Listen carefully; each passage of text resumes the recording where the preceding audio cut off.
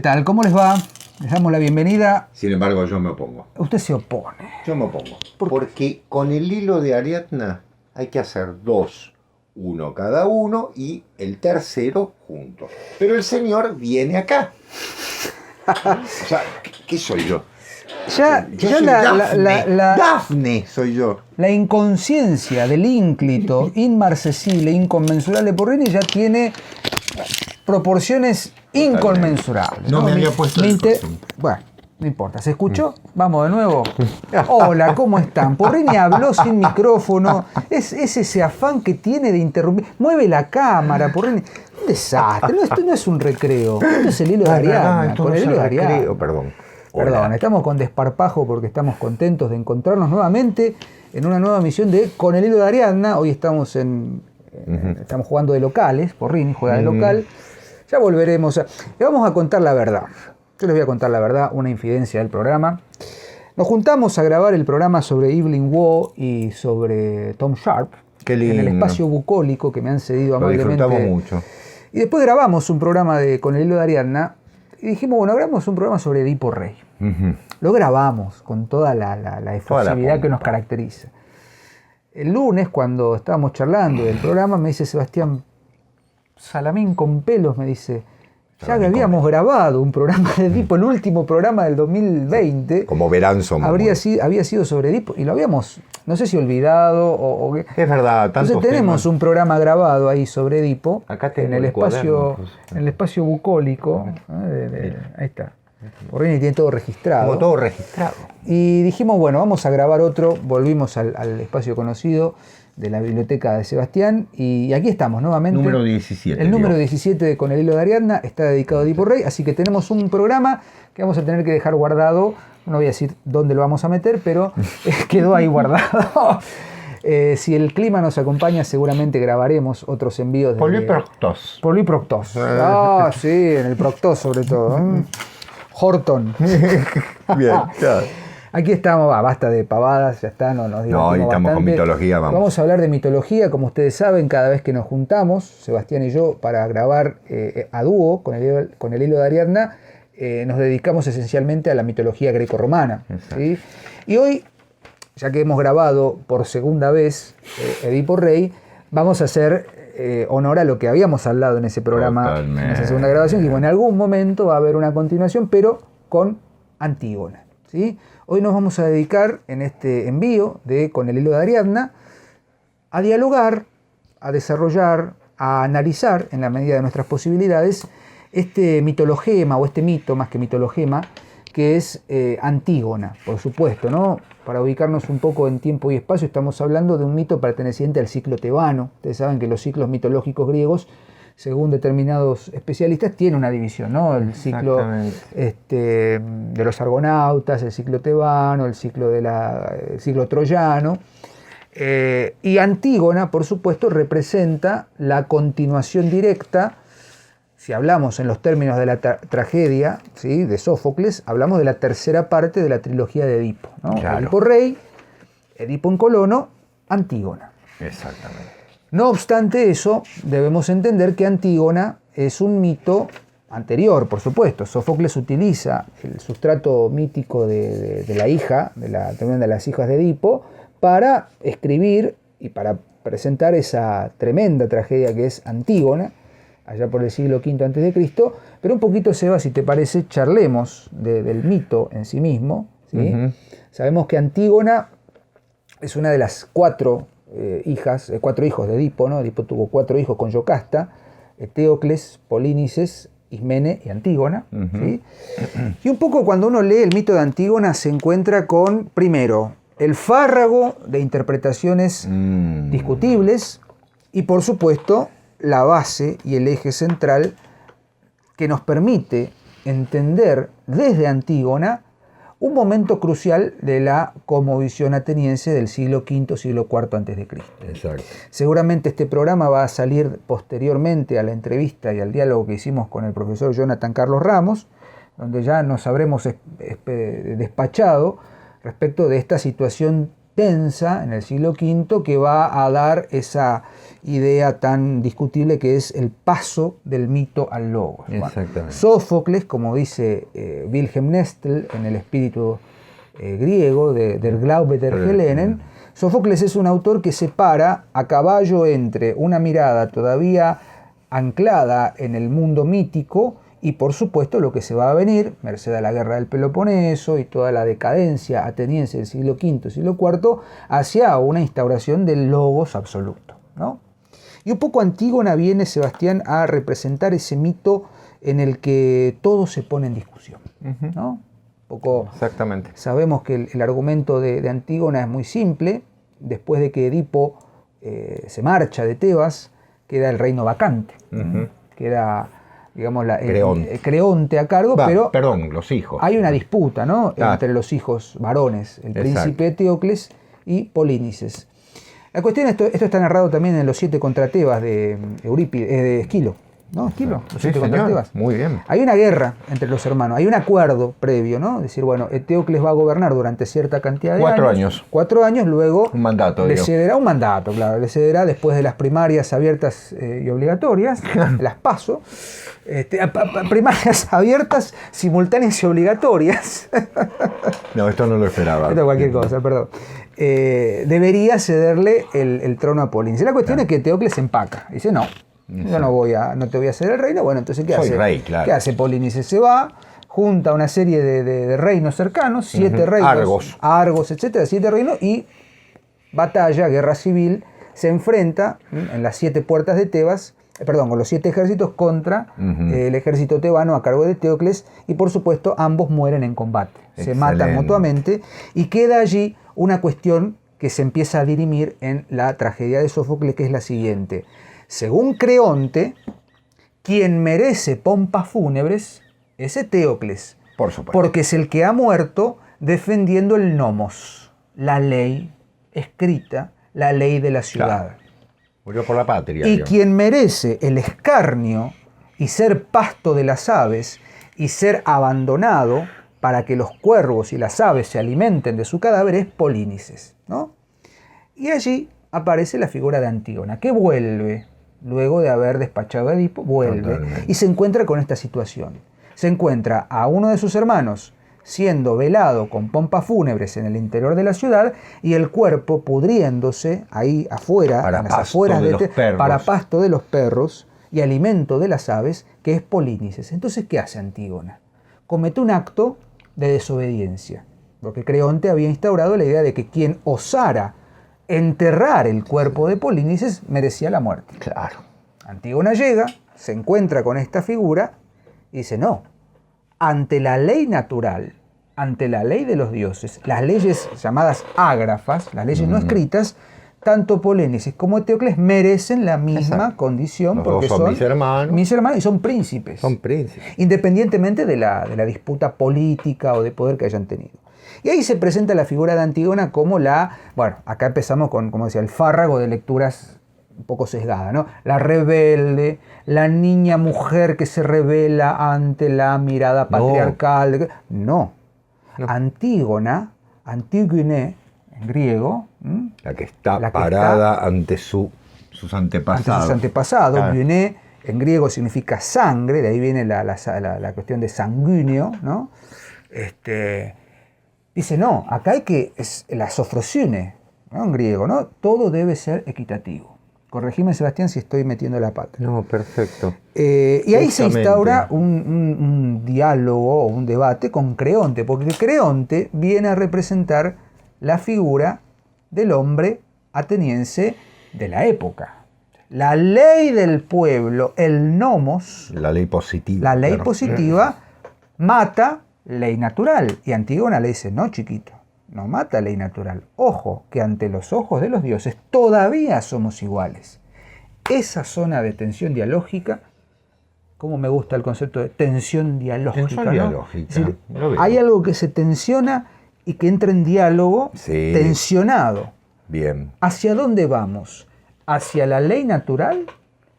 ¿O impera más en la ley del pueblo, la ley de la ciudad? Totalmente. El nomos. Bueno, exacto. eso es para empezar a hablar Antígona. Eso es para empezar a hablar.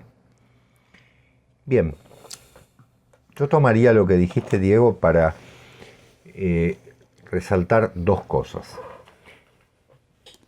Como dice Dante, ¿no? En toda obra trascendente, esto no lo dice Dante, yo estoy haciendo, en toda obra trascendente se pueden dar, y ahora viene Dante, 4 lecturas. Uh-huh. Bueno, en Antígona es perfecto esto. Por eso, desde por lo menos hace 2000 años, los grandes filósofos, los grandes pensadores, cosas que me alegran, ¿no? Han analizado Antígona desde distintos puntos de vista. Sea desde el punto de vista existenciales, sea desde el punto de vista ontológico, sea desde el punto de vista ético, sea desde el punto de vista político. Muy bien, eso es maravilloso porque quiere decir que es un texto de una riqueza impresionante. Primer planteo, yo diría la primera lectura, la ética, la lectura ética, muy importante, por supuesto. ¿Qué está bien y qué está mal? Es decir, ¿cuál es el comportamiento correcto y cuál es el incorrecto? Uno ahí podría decir, es la ley positiva la que fija y la que pena estos, digamos así, errores que comete una persona cuando viola una ley positiva. Es una lectura a la que se dedicaron muchísimos. Yo tengo lindos libros sobre la lectura de Antígona, muchos, lamentablemente no los bajé para mostrarlos, pero bueno, ya en su momento si quieren los vamos a nombrar.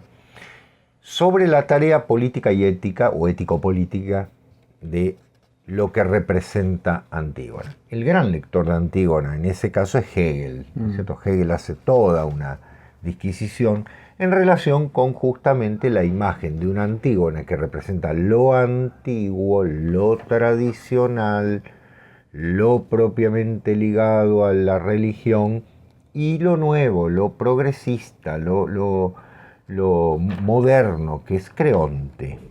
¿Sí? Ese choque entre dos mundos, ¿no? Entre el Estado como ente positivo y la tradición como ente tradicional, como si se quiere, como ley natural, es el choque que analizan Hegel y que analizan muchos otros. Kierkegaard hizo un análisis muy interesante desde el punto de vista, habló de la hermana Antígona, ¿no? Esa idea de justamente la naturaleza de entregar la vida por un principio que tiene que ver con la existencia. ¿Para qué existir? Sí, ¿no es cierto? Pero la segunda lectura es la que me interesa en este caso, que es la lectura metafísico-trascendente, si se quiere.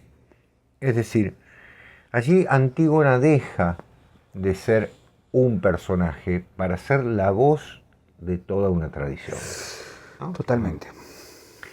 Es decir, ¿hasta qué punto las leyes de los hombres pueden, o de los seres humanos, o como ustedes quieran, de las comunidades, pueden violar los principios sobre los cuales se construyó esa sociedad? Porque ahí va el problema, ¿no? Alguien me diría, bueno, pero la sociedad se construye sobre leyes positivas. No, las sociedades ya estaban constituidas, le imponemos leyes positivas. Leyes que obviamente son, como decía Diego, ágrafas, ¿no? Es decir, los dioses ya habían hablado, ¿no? Como decimos siempre, ya está. Cuando los dioses habitaban la tierra, ya no estaban. Entonces ahora la manifestación del dios es una manifestación que va a atacar, que va a simbolizar fundamentalmente la idea de un castigo. La obra empieza con un diálogo maravilloso, ya que Sófocles crea un personaje que es fundamentalmente el de la hermana de Antígona, porque en el mito hay 3 hijos, una hija y 2 varones. Pero Sófocles, con esa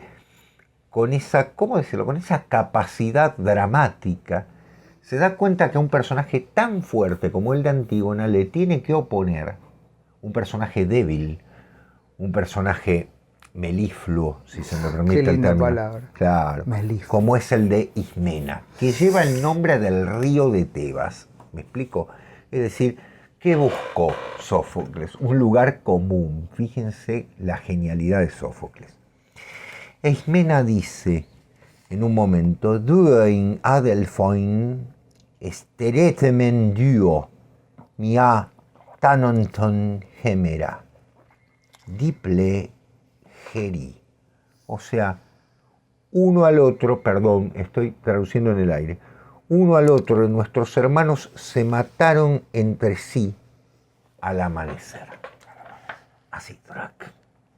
Ese gemerán, ¿no? Gemerán. Es decir, en un mismo día se mataron los dos. Esa muerte, Caín, Abel, pero en este caso túplice, no, valga decirlo, excede las leyes de lo positivo. Eso es lo que quiere mostrar Antígona. Traidor o patriota son términos éticos. Tema del traidor y del héroe, ¿no? Borges. Es la historia de Caín que sigue matando a Abel. Exactamente. Es decir, para el Estado, para el derecho positivo existe un traidor, existe un héroe, está perfecto, está muy bien, pero eso es una dimensión. Para el punto de vista de los dioses, ¿qué es lo que viene a decir Antígona? ¿No? Antígona viene a decir, ¿acaso esas cosas son importantes para los dioses? ¿O acaba de morir un ser humano contra un ser humano? Hermanos, hermanos. ¿Cuál es la mayor fuerza en ese sentido? Por eso Hegel, que tenía una relación muy particular con su hermana, leyó Antígona 70 veces. Claro, y sí, valga decirlo, claro. Y se ahorró muchos años de terapia. Y se ahorró, claro. Con lo cual, cabe la idea de que el amor entre hermanos es el amor más puro que existe. Porque no puede existir otra posibilidad. Me explico. Dentro de lo que llamamos la sanidad mental, digamos. Es decir, el amor entre hermanos es un amor tan particular como el amor entre amigos, podríamos decir. La filía. Claro. Es decir, ¿no? Va a haber dos. En la civilización grecolatina va a haber dos principios claves, que los dos se traducen por el término filon en griego, ¿no? Que son el amor entre hermanos y el amor entre amigos.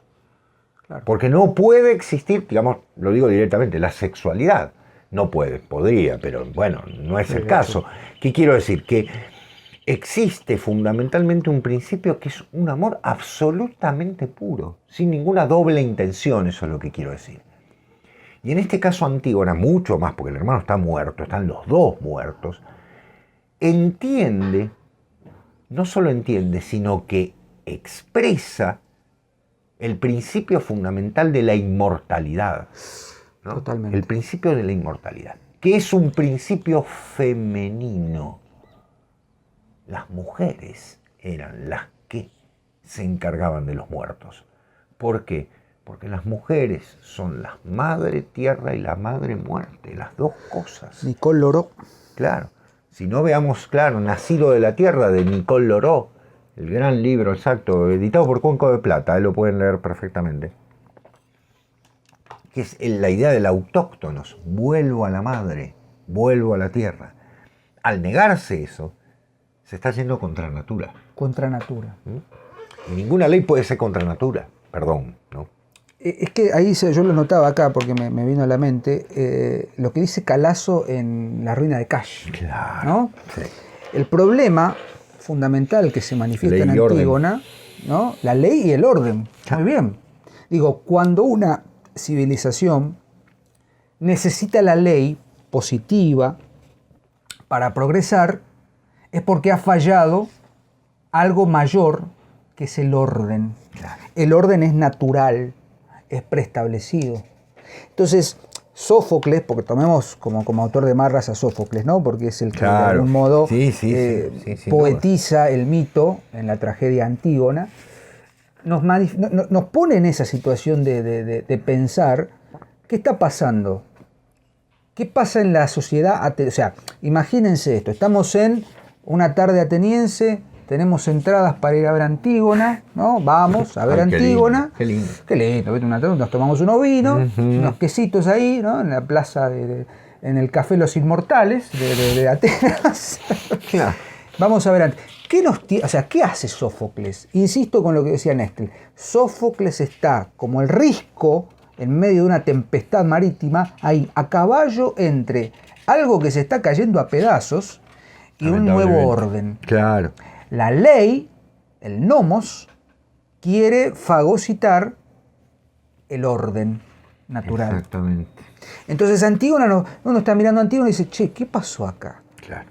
¿quién tiene razón? ¿Eteocles o Polinices? No, no importa quién tiene razón. No, claro. Porque por encima de la razón, el logos positivo, el nomos, está la ley de los dioses, la ley natural, que no necesita ser escrita porque es de común acuerdo con la esencia del ser humano. Los dos merecen ser enterrados, porque los dos son mortales. Y los dos merecen las exequias y las pompas fúnebres porque son príncipes. Antígona viene a representar eso. Y el boludo de Creonte, como dijiste, es un boludo Creonte. No, la ley yo he instaurado. Vos sos una niña, le dice Antígona. Vos sos como una pendeja, como se le decimos acá en Argentina, ¿no? Claro. Sos, ¿qué venís una vos? Chiquilina, ¿Qué venís vos a decirme? Claro, sos de 15 años recién, venís a decirme. Y después, como bien dijiste, ese personaje melifluo que es Ismene, que también es una imbécil, porque Ismene como que está asustada, porque dice, no, porque Creonte... Y Antígona se para, ¿con cuánto? 15 años, 16 años. Es decir, cuidado, es núbila, así que tiene cuidado, que antes de la ley del hombre hay una ley natural que nos precede. Una ley natural, no, un orden natural que nos precede. Vos fijate, Seba, que Sófocles, con la maestría que lo caracteriza, independientemente de que, como siempre decimos, yo soy más Esquileo que Sofocleo, Sebastián es más Sofocleo. De hecho, acá tengo la traducción que hizo el profesor Porrini allá en el 2003, ¿sí? Edipo Rey Antígona, una edición en prosa de la editorial Valle. Antígona es una figura esencial para entender esa zona de tensiones que se establecen en el siglo V, ¿no? Fíjense lo que le hace decir al coro, que vos lo podés leer en griego tranquilamente, y a mí me encanta, porque yo lo tuve a Sebastián como profesor de griego en mi tercer año, y Sebastián entró y empezó a recitar en griego y todos lo quedamos así. Este tipo está loco. Aparte que, ya está loco. Empezó a recitar en griego y a traducir en el aire, y uno escucha, ¿no? la declamación en griego y algo se te tiene que mover. Polata deinakuden anthropu deinoteron pelei. Deinoteron pelei. Deina, en griego, significa terrible, significa portentoso, algo como espantoso, ¿no? Muchas cosas, dice el coro en un momento, muchas cosas hay terribles, pero ninguna tan terrible como el hombre. Deinoteron. Tan terrible, ¿no? Un grado de significación superlativo. Él, que ayudado por el mar tempestuoso llega hasta el otro extremo del espumoso mar, atravesándolo a pesar de las olas que rugen descomunales, él, el hombre que fatiga la sublimísima divina tierra, inconsumible, inagotable, con el ir y venir del arado, año tras año recorriéndola, sin embargo, expresa de esta disputa. No hay nada más terrible que el ser humano, porque el ser humano es casi, como diría Hamlet, un juguete del destino. Pero no podemos quedarnos solo con esa cuestión, o sea, con esa mirada. Antígona viene a exigirnos, la obra, ¿no? Y el mito, viene a exigirnos un decisionismo. Es decir, está pasando esto, cuidado. Porque, digo, el argumento de Antígona después, bueno, por supuesto, Antígona al hacer las exequias, ni siquiera lo entierra. No, le arroja polvo. Exacto, es suficiente. Le tira tierra como para simbolizar la idea de que está bajo tierra. No puede arrastrar el cadáver. No puede arrastrar el cadáver, tiene 15 años, un guerrero, todo armado ahí. Claro. ¿Qué hace Creonte? La condena a ser enterrada viva. Claro. ¿No? La decía como Níobe, ¿no? La sepultan en una cueva. El coro lo dice, como Níobe. Como Níobe, y Antígona no soporta eso y como su madre Yocasta, se ahorca y después, bueno, aparece... Muy buen dato, Diego. Aparece este personaje que yo no lo soporto, que es Hemón. Gemón. Bueno, y voy a ir un poquito a Hemón. Aparece ahí, la ve... Hemón es el hijo de ¿cómo se dice? Hemón es el correcto político. El políticamente correcto, ¿no? Es el pibe que está enamorado de Antígona. Pero Sófocles hace así, Sófocles hace así, ¿qué hace? Que Hemón se suicida, se clava una espada, que por otra parte, insistimos con esto, nunca en las tragedias griegas vemos la sangre en escena. No. El acto fatal en escena. Como un verdadero sacrificio. Un verdadero sacrificio. No lo podemos ver, no lo soportaríamos. Entonces Hemón la ve ahí ahorcada y se suicida, ¿no? Y él ahí viene, creo que es Ariadna, Ariadna es la esposa de Creonte. No, Eurídice. Se me mezclan los nombres. Sí. Eurídice también, bueno, de enterarse, la que muerte no del hijo, habla, que no habla, bueno. Y Creonte ahí es cuando le cae la ficha y entiende, ¿no? Che, que me mandó una macana. Otra vez aparece Tiresias y le dice, no, mira, fíjate, son 2 pibes, ten en cuenta, no se te vaya la mano, otra vez tarde. Tarde.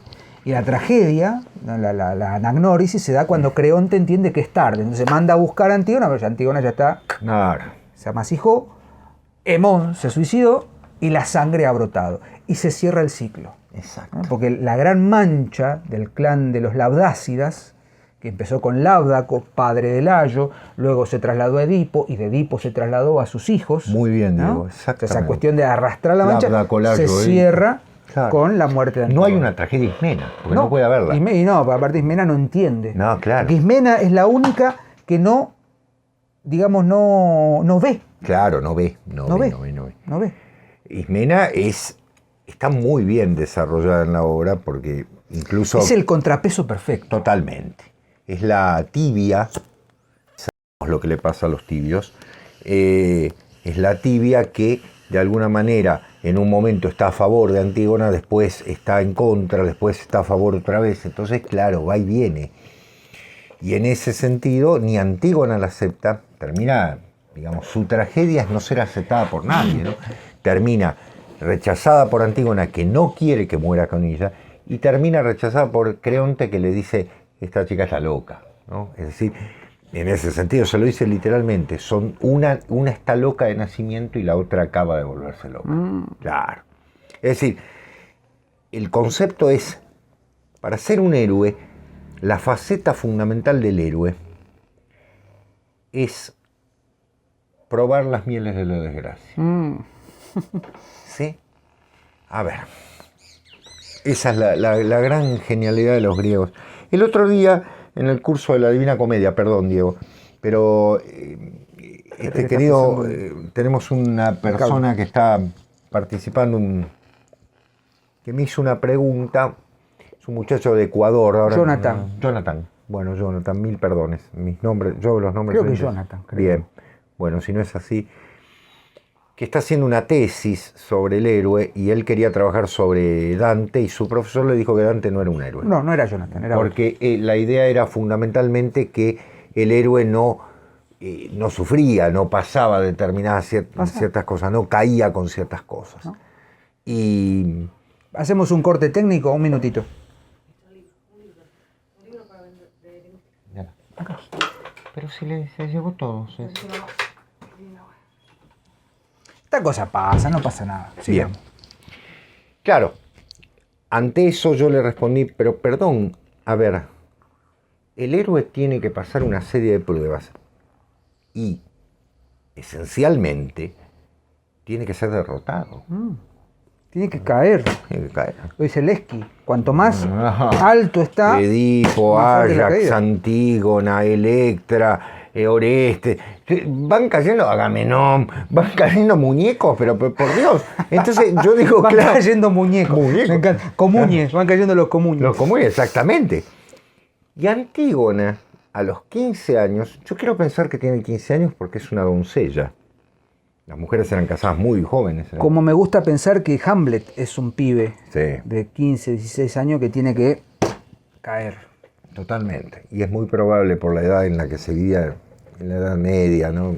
Se casaban muy jóvenes y demás. La idea es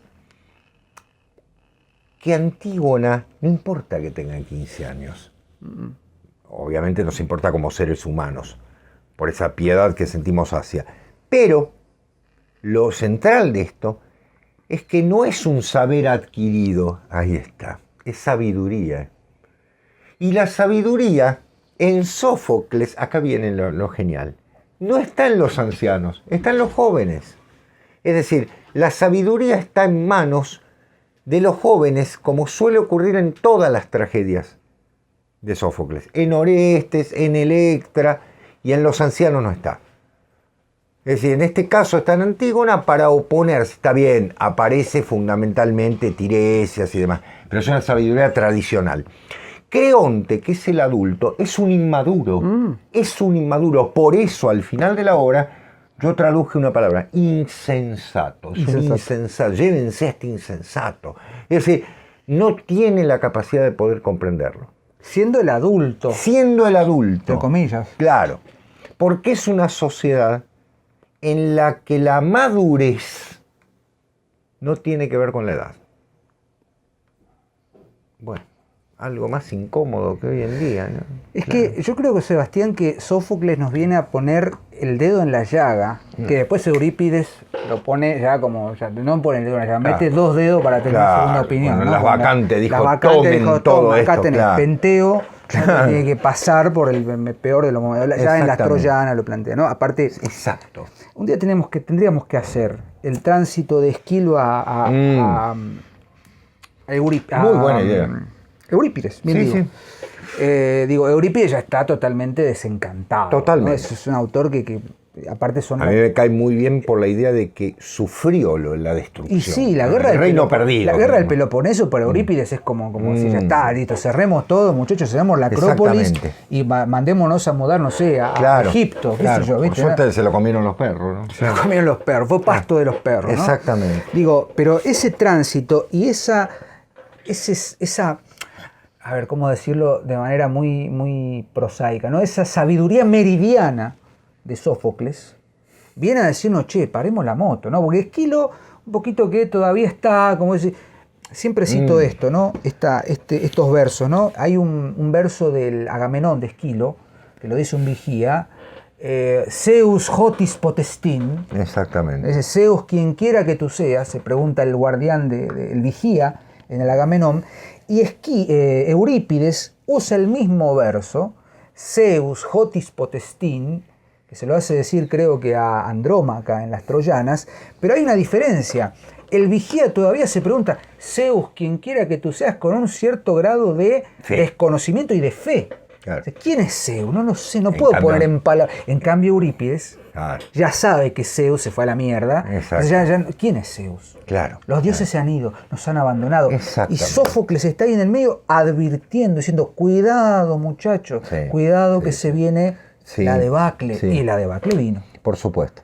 Antígona es esa cuña. Qué bueno, porque en Antígona está justamente, que es del 445, es una obra bastante temprana. El Edipo es del 431, o sea, tengan en cuenta que han pasado 14 años y en el medio Pericles. Pero el siglo de Pericles. Claro. Con lo cual, la recepción de la obra tiene que haber sido muy fuerte en el sentido de que en medio de una, digamos así, desacralización de la Grecia clásica, evidentemente lo que hace Sófocles es decir, no podemos olvidar a los dioses. Posei, Technes, esperen que no veo, Semeiates, Emnes, Clyon, Eisgar, Palaion, Zahon, Ornitastojon, Hison, in en moi pantos oimoi limen. ¿Qué es lo que dice Tiresias? Dice, escuchen aquello que ni arte les puede revelar. Yo había ido al altar, perdónenme que estoy pensando, por mucho tiempo augural, portando los presagios, los cuales me permitieron comprender el furor de las aves al venir. El altar es antiguo. La visión de las aves viniendo, que Tiresias no puede tener porque es ciego, fíjense la paradoja, ¿no? Le hace comprender que los dioses niegan el accionar de Creonte. Dice, pero lo dice con esta manera, miren qué hermoso, ¿no? Escuchen aquello que ni arte me ha revelado. O sea, les dice a todos, escuchen, por favor, no sean salames, se lo está diciendo a Creonte en la cara. ¿No te das cuenta que es el mundo el que se está oponiendo a esto? Es la naturaleza, el antiguo orden sobre el cual se construyó la sabiduría de Antígona. Por eso me opongo a la idea de una Antígona rebelde, que es una reaccionaria, en el mejor sentido de Gómez Dávila, ¿no? Es una reaccionaria. Antígona lo que está diciendo es: tu ley no puede imponerse sobre el orden natural. Y Sófocles lo está diciendo a gritos. Me imagino, ¿no? A Sófocles, obviamente, uno hace una operación de lectura, no es que, bueno, me estoy escuchando lo que dijo Sófocles, pero la visión, Sófocles como visionario, creo yo, y creo que compartí, Sebastián, esto que planteo, Ya te digo que sí. se está dando cuenta que está todo para el carajo. Claro, dice, che, muchachos, paremos la moto, está todo bien, con la tomates, democracia, está bien, claro, la democracia, que yo. Pero Creonte es la figura del funcionario público que está diciendo, no, lo dice la ley 1454, en el inciso B, no enterraréis, tomo claro, 3, ¿viste? Adenda 25, claro, no enterraréis a todo aquel que ha faltado el respeto a la ciudad. Totalmente. Está bien, uno puede discutir éticamente, sí, cuando Polinices va y junta un ejército de 7 ciudades distintas y se va con todo contra Tebas, dice, bueno, che, eso pará, es otra cosa. Eso es otra cosa. Pero no olvidemos esto, lo dijimos en la narración del mito. Existe, pero la traición será jugada después. Ojo que Eteocles se equivocó. O también los dos. Había un acuerdo. Sí. Y Eteocles dijo, ¿qué acuerdo? Por No, eso es un ¿viste? tema de traidor y de héroe. Por ¿no? eso, exactamente. Claro. Entonces digo, ¿cuál es el error? De ambos lados. Por eso se matan así. Se matan en la Gemeran. Claro. ¿No? En ese espacio de transición. Sí, señor. De la oscuridad a la luz. Ahí tiene que ser. Cuando empieza la tragedia, se acaban de matar. Y en ese sentido, el hecho es que justamente ahora viene la luz. Antígona. Pero también viene la luz positiva, Sí. Diego. Y la obra termina al anochecer cuando viene Tiresias, Como el ciego. el que no ve. Claro. Por favor. La luz de la noche. Por favor, Claro. por favor, rogamos, no lean literalmente. Digo, Tiresias es ciego, Claro. pero es vidente. Vengo a decirles lo que... Cuando Tiresias, lo dijimos ya 2 veces, cuando Tiresias le dice a Edipo, no querrás saber quién eres, le está diciendo, no me insistas, mirá que te voy a cantar la posta y se pudre la fruta. Porque si yo te digo que vos sos el culpable de la peste, sonamos. Y Tiresias se configura, yo lo he escrito en un artículo numerosamente citado, ¿no? El saber de no, el saber o no saber, un artículo que leí. Muy bueno, por otra parte, no lo cargamos, pero... Entre la dicotomía entre el saber prometeico, es un saber todavía filosofante, porque Prometeo sabe lo que vendrá y por eso se tiene que callar, porque le dice a Zeus, no querés saber lo que va a venir. Edipo se configura como el saber racional, porque Edipo resuelve el enigma de la esfinge, pero no resuelve el enigma de su identidad. Entonces ahí hay una mancha de decir, che, pará, no todo es logos. Exacto. No todo es logos.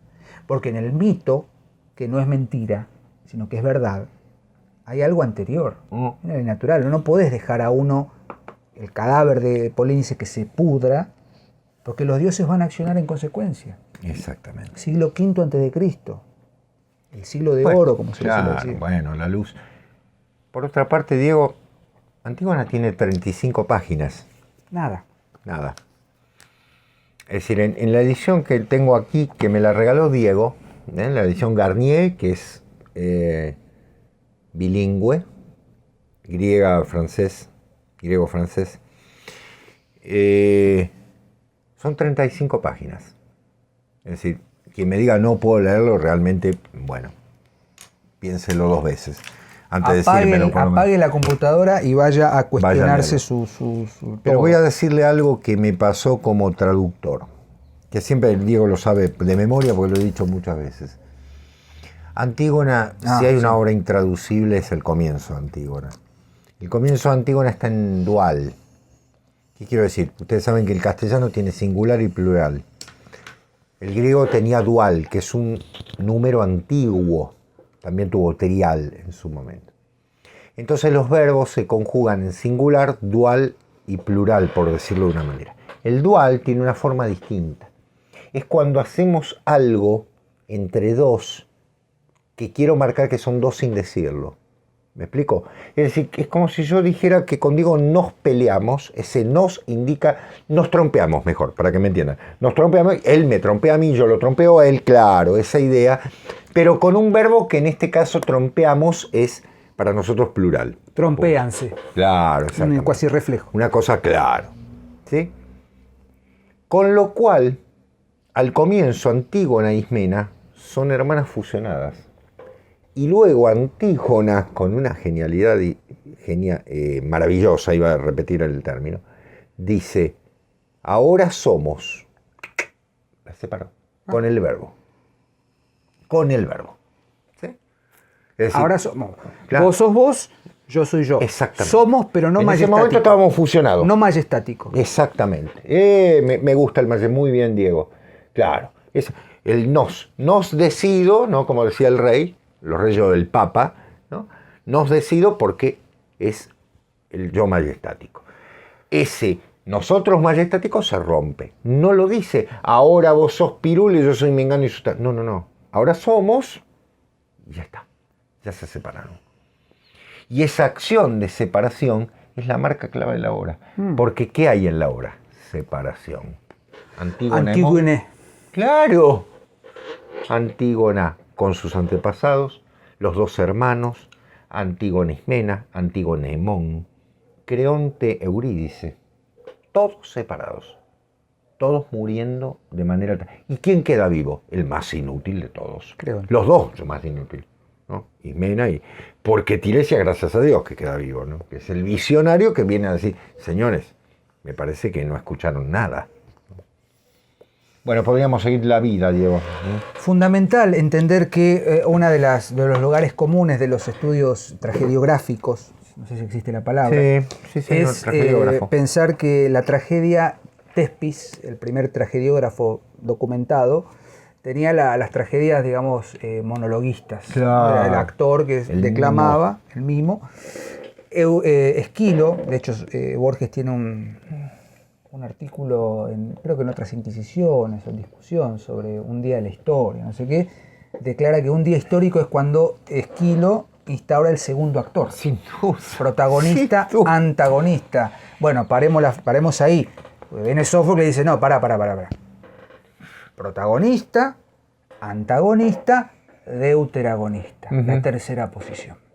¿No? Uno lee las tragedias de Esquilo y se va a encontrar siempre con agones de a dos. En las últimas Sófocles, lo acepta. y dice, bueno, ya está listo. Tiene razón Sófocles. Tiene razón Sófocles. Claro. ¿No? Digo, hay una tercera posición, que no es la tibieza. No, es justamente lo que... Por eso Hegel, gran lector de Antígona, plantea esta cuestión de tesis, antítesis, síntesis. Claro. Antígona es la síntesis de dos posturas en tensión, ¿no? Exactamente. Podríamos seguir, como bien dijo Sebastián, durante horas, lecturas, porque siempre el hilo de arena tiene que ser un espacio de apertura, ¿no? Bueno. Lecturas posibles. Liliana Revok. Sí, muy ¿No? bien, muy bien. No Sí. recuerdo ahora el título, lo estoy buscando ahí. ¿Me permitís, Diego? Me voy a parar, voy a buscar un libro. Las versiones de Antígona, la Antígona de Anuil, la versión francesa. La Antígona Furiosa. La Antígona Furiosa de Leopoldo Marechal, que bueno, independientemente de que Sebastián y yo acá entremos en un debate a pistolas. Las Antígonas de Steiner. Las Antígonas de Steiner, George Steiner, un gran lector de Antígona. Rocío Orsi, El saber del error. El saber del error, Rocío Orsi. Y el texto de Liliana Revok, que lo tenés ahí, Sebastián. Sí, yo le O lo tenés. otro, Diego, perdón, Lo tengo, pero... Una doctora en filosofía argentina, Es que hermoso, tiene un recorrido sobre todo desde el romanticismo, las lecturas que se hicieron desde el romanticismo de Antígona, y acá vos traes... Ana Laura Santamaría, le va a gustar a mis amigas. Ay, no tengo puesto el perdón. Hace todo mal, por Perdón, Todo perdón. Mal. Bueno, me paré. Implicaciones éticas de la Antígona de Sófocles, de Ana Laura Santamaría, es un libro que analiza desde el punto de vista de lo ético. Muy interesante. Y no olvidar la lectura de Hegel y Kierkegaard. Kierkegaard, sobre todo. Pónganse las pilas. El que dice Diego de Revok lo tengo, pero lo tengo en tendría que algún buscar. lugar, yo lo dejé en una disputa. Bueno, lo perdí en una disputa. El de Steiner. Las Antígonas de Steiner. Antígonas Steiner es se llama. Lector impresionante Sí. del mitologema de Antígona. Que descanse en paz. Pobre, sí, se realmente, murió hace 2 pero años que ya Dios lo casi. tenga en su gloria. Vamos a dejar acá, en esta edición, creo que nos fuimos al carajo. Un poquito... ¿O no? Argos, ¿no fuimos? Nos fuimos a Argos. Las invitamos a que lean Antígona, desde la tragedia, desde el mito. Esto es muy correcto políticamente. Los invitamos a que lean como público del hilo de Ariadna, con el hilo de Ariadna. Somos personas, así que que lean Antígona y que humildemente lo lean desde otro lugar, ¿sí? Como siempre decimos, me gusta decir a mí, este programa con el hilo de Ariadna son claves para no perdernos en ese inmenso laberinto que es la mitología. Así que una vez más creo, Sebastián, que hemos hecho la faena. No venga. Usted no, o venga usted a mi casa. No venga más. Yo quiero hacer mi programa sobre mitología. Tengo una mitología de Bellavista. Pasa que Porrini graba programas y no se guardan en la computadora. Es un desastre. Bueno, está bien. Yo tengo el mito de la creación rosánica. En algún momento lo voy a... El rosanismo. Que no es rosacrucismo. Es rosanismo. Chistes internos de acá, de la Asociación de Estudios Humanísticos. No olvidemos que nosotros somos parte de un grupo mucho más grande. El otro día estuvo Ariel Guasardi, que hicimos la presentación de Pensar la Él es el vicepresidente de la Yo soy el presidente. Bueno. Títulos honorarios que no tienen ningún valor. Yo el secretario. Tesorero. Nunca hicimos acta, nada. Bueno, el tesorero sí. Decime la verdad. El tesorero sí. El único que... Claro. Gracias por estar ahí. Perdón que nos vayamos un poco de tema, pero favor. Nos apasionan estos temas. Podremos estar hablando horas. Sí, por ahí volvemos en algún momento. Y me gustó la idea de Esquilo Eurípides. Eurípides merece un programa. Vamos a la próxima. Habíamos hecho un programa, ¿te acordás vos? Con una polera amarilla. Yo con un pullover Scott en B azul Francia, azul eléctrico, y nos han criticado el atuendo de una manera inconmensurable. Lo vamos a volver a poner. Lo tengo el pullover. Sí, pullover. Yo me voy a poner el pullover azul eléctrico para hinchar las bolas. Esto sabes para qué más, para Diego Figueroa, que dijo que era Hermos de Boca. Dieguito, te lo vamos a dedicar. Ahí está. Gracias por estar ahí. Nos vemos pronto con el hilo de Ariadna y como siempre los lunes Con la Última Página. Sebastián, un placer. Lo mismo, Diego, gracias. A seguir leyendo. Chao. Adiós. Gracias.